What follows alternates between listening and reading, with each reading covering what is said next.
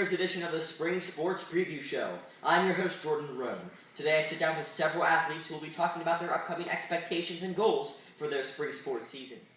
Morgan, coming off your 3-14 season last year, what is the key to making a 360-degree turnaround and contending for a district title? It's the leadership of the seniors, and we have a bunch of new players coming out this year. Should be a good team.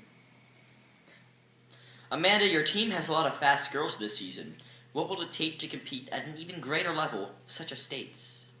If everyone stays healthy and does well at practice and keeps up their endurance, then I feel as if they can do well at a higher level. Dan, your team is coming off its best year in program history. How are you and your teammates shaping up to repeat a district title? Well, we have been practicing very hard since early March and been hitting those indoor courts since the weather has not been very nice outside. So we just keep practicing, keep our mentality on winning matches, all that good stuff. Clarice, your Lady Marauder softball team just won their first game since 2011. Tell us, what was the overall reaction from your teammates after that big victory? Well, as soon as the final 2 runs came in and the game was over, everyone rushed towards each other and we all just started yelling, and it was pretty amazing. Colin, the boys track team is an extremely balanced group of student athletes. How are you preparing yourselves to collectively build up wins this spring? Well, I think the team altogether, everyone's kind of figuring out their strengths and weaknesses, and then they're going to work in according to those strengths. Everyone's just going to do their best. That's what everyone's really been doing. And, hopefully we get days everyone's doing their best, and that's really all we can ask for. Adam, over the past several years, your team has been a powerhouse within District 6. As you welcome a new head coach to lead your team, do you have even more confidence for success or added pressure to perform to your predecessor's standards? Well, Jordan, I'll tell you, I think that pressure's always there with a successful team. You're immediately the team with the target on their back. Everybody wants to beat you. So I feel like regardless of coaching change or anything like that, that pressure's going to be there. But I think that's also kind of the motivation behind that drive for success is that pressure, that expectation is there, so you want to do better not only for yourself but as a team in general. What are your expectations and goals heading into the baseball season? Well, I believe this year is going to be history in the making.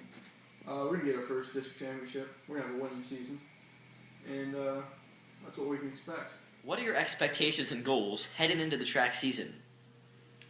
If everyone just keeps up the good work at practice, practices as a team, stays healthy, then we're going to have a great track season.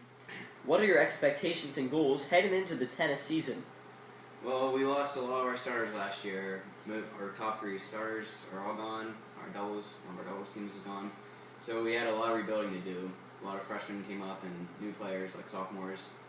So just been practicing, and I hope we can create or make it to the district championship again this year, because that was a huge achievement last year. And so that's our goal, to win districts again. What are your expectations and goals heading into the softball season?